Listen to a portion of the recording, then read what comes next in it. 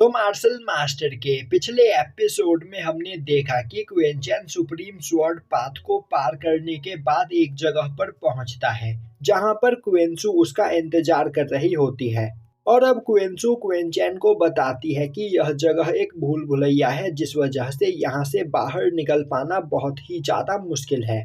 यह सुनते ही क्वेंचैन अपनी स्पिरिचुअल आई की पावर का यूज करते हुए उस पूरे एरिया को स्कैन करता है और उसका एक नक्शा बना लेता है, जिसके बाद वह क्वेंसू को अपने साथ लेकर एक स्पिरिचुअल कंपास की मदद से सही रास्ते पर चलते हुए वहां से बाहर निकलने लगता है। अब रास्ते में चलते चलते क्वेंचैन को वही लड़की मिलती है जिससे थोड़ी देर पहले सुप्रीम स्वॉर्ड पाथ पर उसकी फाइट हुई थी, जिसे देखते ही क्वेंचैन बोलता है, आखिर तुम यहाँ पर क्या कर रही हो। यह सुनते ही वह लड़की बोलने लगती है, तो तुम दोबारा से मुझे मिल गए। और अब वह लड़की क्वेंचैन के बगल में खड़ी क्वेंसू को देखते हुए बोलती है, तुम्हें इन जैसे बेवकूफ लोगों के साथ नहीं रहना चाहिए क्योंकि यह लोग तुम्हें कभी भी मरवा सकते हैं। यह सुनते ही क्वेंसू क्वेंचैन की ओर देखने लगती है। तभी क्वेंचैन बोलता है, हम दोनों के बीच बस एक गलतफहमी हो गई थी। अब यह सुनते ही क्वेंसू उस लड़की के पास जाती है और उसे ग्रीट करते हुए बोलती है, मेरे दोस्त ने यहाँ पर जो भी किया उसके लिए मैं आपसे माफी चाहती हूँ।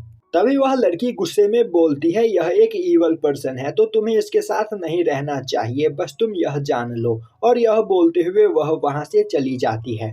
अब उस लड़की के जाने के बाद क्वेंसू क्वेंचैन के पास आती है और उससे पूछती है कि आखिर तुम्हारे बीच ऐसा क्या हुआ था जिससे वह लड़की तुमसे इतनी ज्यादा गुस्सा है। अब क्वेंचैन क्वेंसू को सभी चीजों के बारे में बताता है, जो सुनकर क्वेंसू काफी ज्यादा हैरान होती है और बोलती है, तो क्या इस लड़की ने भी सुप्रीम स्वॉर्ड पाथ को एक्टिवेट किया था। क्वेंचैन बोलता है, यह लड़की बहुत ही ज्यादा पावरफुल है, मुझसे भी ज्यादा पावरफुल। साथ ही साथ इसके पास एक गॉड लेवल वेपन है जिसका यूज करते हुए यह मुझे जान से भी मार सकती थी।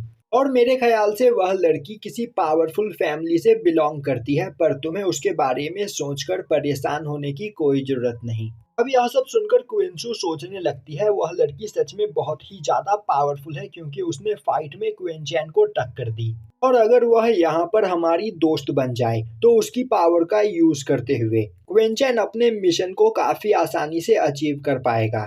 तभी क्वेंचैन बोलता है, क्वेंसू आखिर तुम अब यहाँ पर क्या सोचने लगी। क्वेंसू बोलती है, कुछ भी नहीं। और अब वह क्वेंचैन के साथ काफी तेजी से आगे बढ़ती है। तभी रास्ते में दोबारा से उन्हें वही लड़की मिलती है। अब क्वेंचैन उसे इग्नोर करते हुए वहां से आगे बढ़ने लगता है। तभी क्वेंसू उसके पास जाती है और उससे बोलती है कि यह बिल्कुल सही रास्ता है, तो फिर क्यों ना तुम हमारे साथ चलो, हम लोग एक साथ इस जगह से बाहर निकल सकते हैं।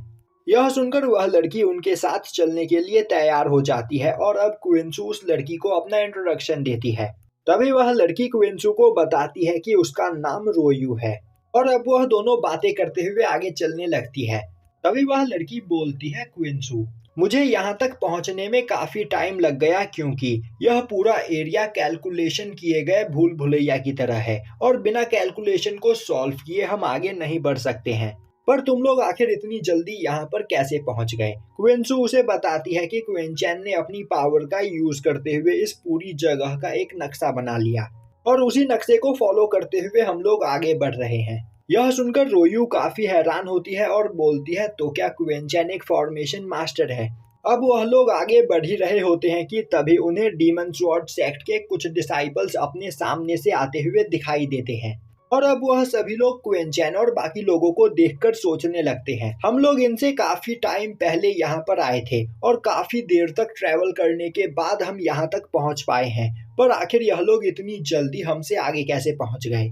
तभी वहां पर खड़ा एक पर्सन क्वेंसू और रोयू को देखता है और अब वह सुई से बोलता है, ब्रदर मुझे नहीं पता था कि तुम्हारे डीमन स्वॉर्ड सिटी में इतनी खूबसूरत लड़कियां रहती है, तो फिर क्यों ना तुम इन्हें हमारे साथ आगे चलने के लिए पूछो।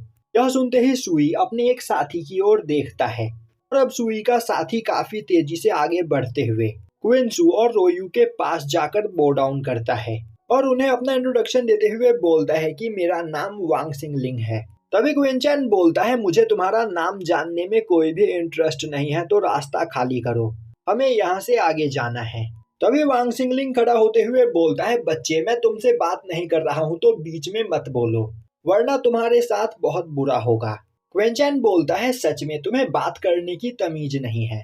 और क्या तुम्हारे पेरेंट्स ने तुम्हें नहीं सिखाया कि अपने से पावरफुल लोगों से किस तरह बात किया जाता है? यह सुनते ही वांग सिंगलिंग हंसते हुए अपनी पावर को रिलीज करता है और बोलता है, अभी यहाँ पर पता चल जाएगा कि ज्यादा पावरफुल कौन है। और अब वह काफी तेजी से क्वेंचैन पर अटैक करता है। पर क्वेंचैन अपने एक ही हाथ से उसके अटैक को ब्लॉक कर लेता है और अब वह उसे एक प्रेशर के साथ पीछे फेंकते हुए बोलता है, तुम्हारे बात करने के तरीके से मुझे लग रहा था कि तुम बहुत ही ज्यादा पावरफुल होगे, पर तुम तो एक मच्छर निकले। तो मेरे रास्ते से हट जाओ, क्योंकि मैं तुम्हें जान से मारना नहीं चाहता।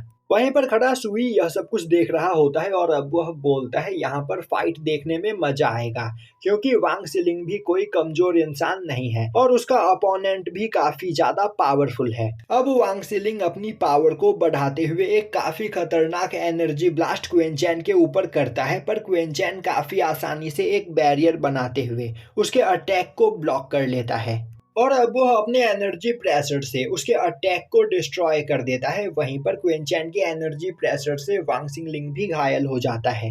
अब क्वेंचैन बोलता है, मैंने तुमसे कहा ना कि मैं तुम्हें बस अपने एक ही अटैक में मार सकता हूँ, तो अगर जिंदा रहना चाहते हो तो मेरे रास्ते से हट जाओ।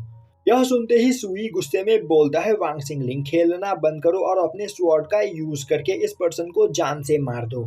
अब वांग सिंगलिंग अपने स्वॉर्ड को बाहर निकालता है और काफी तेजी से क्वेंचैन के ऊपर लगातार अपने स्पिरिट स्वॉर्ड से अटैक करने लगता है, पर क्वेंचैन एक बैरियर बनाकर उसके सभी अटैक्स को ब्लॉक कर लेता है। और अब वह अपने एनर्जी प्रेशर से वांग सिंगलिंग के स्वॉर्ड अटैक को भी डिस्ट्रॉय कर देता है, जो देखकर सभी लोगों की हालत वहां पर खराब हो जाती है।